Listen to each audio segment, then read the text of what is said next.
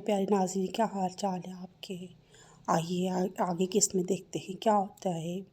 कुछ भी तो अलग ना था, दो दिलों को आस्तिकी के साथ जुड़ाना और कोई बेनाम सा ताल्लुक दिए, कोई लव फिर पर आती रही, कहीं कोई शुगल भर के और चिंगारी बजकर राख हुए, दिल का सुलगना धीरे से कुछ और भी था तो अलग ना था। वो अपने दिल के मसनद में खड़ा था, इसे कोई गम ना था। आज के इसने कुछ साल पहले जिस लड़की को खोया था तो क्यों खोया, जिसके लिए रोया था क्यों रोया, कुछ माजी बेसाबात बनता गया था।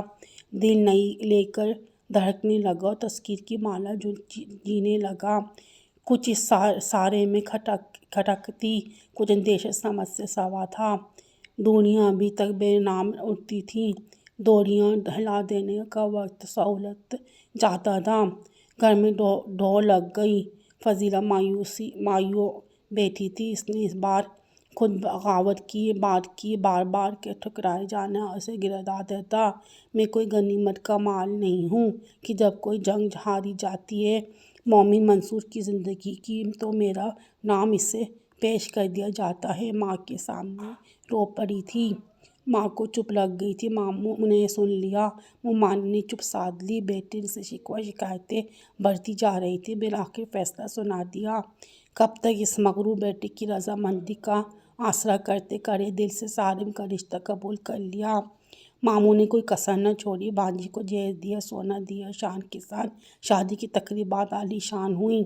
जितना उनके हाथ में था वो किया। कौन कहता है कि औलाद आपकी मलकियत होती है, कौन कहता है कि औलाद पर बस चलता है। खुद को बुरा महसूस करने लगे थे मंसूर साहब। बांजी को रुखसत करते वक्त ऐसा लगा जैसे बेटी घर से जा रही है।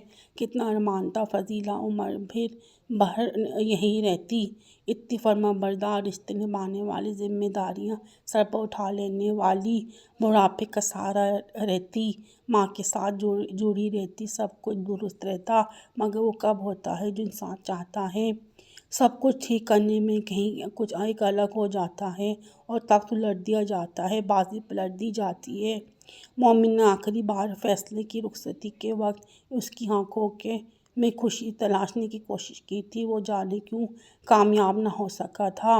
लम्हे के लिए कोई कांटा चुभा तो था। जब इंसान ज्यादती करता है तो कोई और मारने के लिए आए ना आए, आपकी ज़मीं 100 बार कोड़े बरसाने आता है। फजीला रुखसत होकर जा चुकी थी। मंसूर साहब अपनी औलाद को लेने के लिए गए थे। बेटियां तो शदीद इनकारी थी। बेटे को भी अपनी माँ की फिक्र थी, इनका सहारा बनने को तैयार था।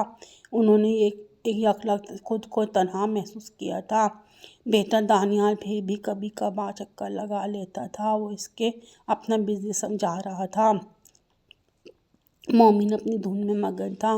कभी कुछ करता तो कभी कुछ। इसे अपनी जवानी का ज़म था, खुद मुख्तारी का ज़म था। वो अपने बाप की जवानी की तस्वीर था और इन्हें पता था कि वो नहीं सुधरेगा इतनी जल्दी तो कभी भी नहीं।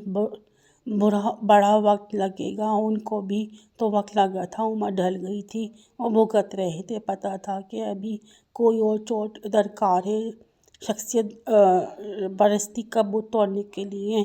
मगर वो तब भी ना चाहते थे कि मोमिन को अब कोई चोट लगे, शहसवार मुंह पर गिर जाए। इन्हें पता था कि वो गिरा तो उठ ना सकेगा, नशा उतरा तो बड़ा बड़ा होगा। तभी जहाँ था कि फजीला के साथ शादी कर ले। वो इत्तेदाल पसंद थी, बिना के इत्तेदाल में ले आती। मगर अब तो वो हवा के घोड़े पर ज़्यादा न सवार था। उसने गलतियाँ हुई मगर इनसे भी ये कि इसे इसकी हाल पर छोड़ दिया। उससे इख्तियार छीन लिए गए। माँ बाप जब हुक्मरानी करते हैं तो इनके पास बेदखल करने के इख्तियार होता है। उन्होंने अपने वो इख्तियार आजमाया। दानियाल रहता माँ के साथ था मगर बहुत जल्दी बाप की आधी जिम्मेदारी उठा ली थी। वो कदरे मुतमईन था। इसे धक्के खाने के लिए छोड़ दिया गया था। सगी माँ तो ढह गई थी अंदर से। बाप के पास दूसरी औलादें थी, उनके पास मोमिन के अलावा कुछ ना था। उसके बावजूद भी इसे समझा न सकी कि ज़वाल का वक्त करीब आ रहा है।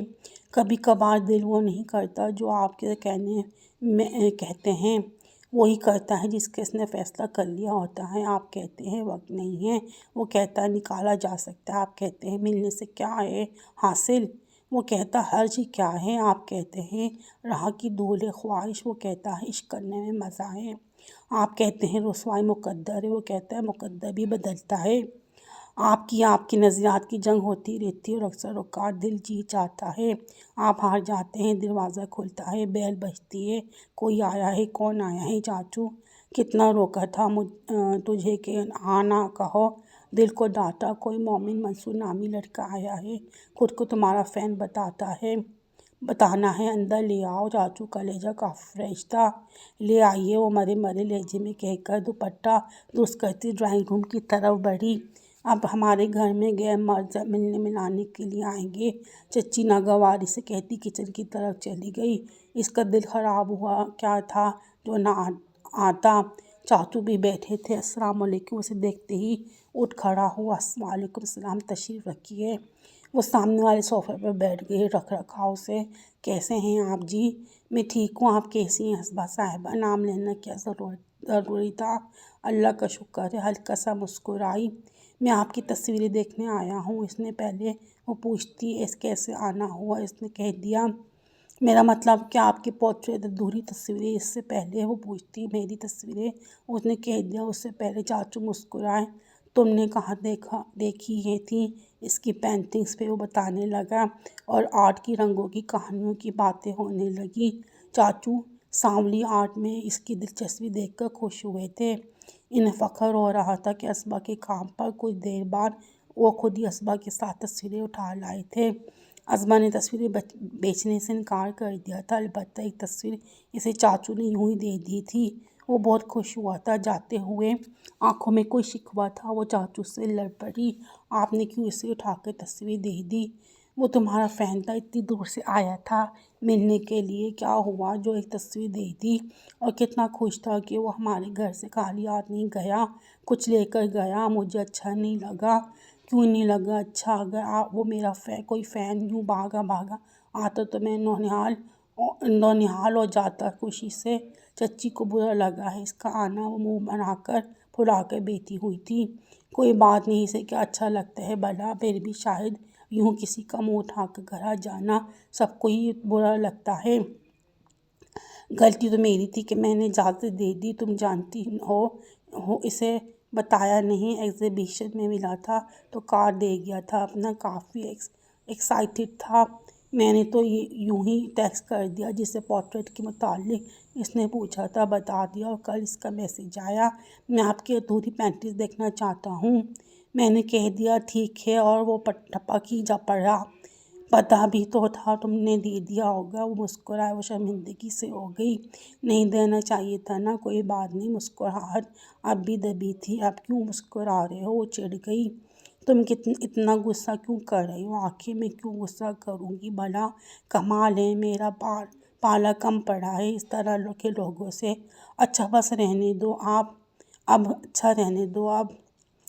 ویسے تو تم واقعی پہلی بار اس سے ایگزیبیشن میں ملی تھی، وہ ذرا مشکوک انداز اختیار کر کے اس سے چرانے لگے، ظاہر سی بات ہے میں جھوٹ کیوں بولوں گی، اچھا ٹھیک ہے، اب وہ تمہارا شکر ادا کرے گا، وہ خود بھی تو نہیں جانتے تھے کہ وہ ایسی باتیں کیوں کہہ رہے تھے، بس انہیں یہ لڑکا اچھا لگا تھا، ایک عدم منگیتر رکھتی ہوں میں، اور وہ بھی خروش کا قسم کا، جو تمہیں اتنا زیادہ پسند بھی نہیں، ہاں جبھی تو میں نے منگنی کی ہے، وہ خفگی سے بولی، اچھا جی، وہ ہنسے اس کے چڑھنے پر، اب یہ topic change, okay topic change, اور اب کوئی ایگزیبیشن نہیں، کوئی شمولیت نہیں، بس بہت ہو گیا، اب اپنے آرٹ سے پلیٹ فارم چھین رہی ہو، ہر فن کی پلیٹ فارم کی ضرورت نہیں ہوتی، پھر میرا آرٹ کا مقام میرا کمرہ ہے، گھر ہے، ہر پلیٹ فارم سے زیادہ محفوظ جگہ ہوتی ہے، ہاں مگر ایکسپوز تو ہر کوئی چاہتا ہے نا، اس کی ضرورت ہر جگہ نہیں ہوتی چاچو، کاسی اکڑ مزاج بنتی جا رہی ہو منگنی کے بعد، شکریہ آپ میرے رقیب نہیں، وہ ہنسی، مگر تم تو ہو اپنی بچی کی کری، چچی کی رقیب، کیا مطلب، آپ بھی ان کی طرح باتیں کرنے لگے ہیں، ظاہر سی بات ہے صحبت کا اثر تو آئے گا نا، اچھا اثر آیا، بے وجہ ہنسی، وہ بھی ہنسے، اسے پتہ ہو ہم یہاں اس کے لیے برائی کر رہے ہیں تو ہماری خیر نہیں، اب ہم برائی نہیں، ہم تو اچھائی بیان کر رہے ہیں، یہ تھی کہانی، آپ کو کیسی لگی؟ امیدیں پسند آئی ہوگی آپ کو۔ کیسی لگ رہی ہے یہ کہانی مجھے کمنٹس کر کے بتائیں، اور لائک کریں، شیئر کریں، اور سبسکرائب کرنا نہ بھولیں۔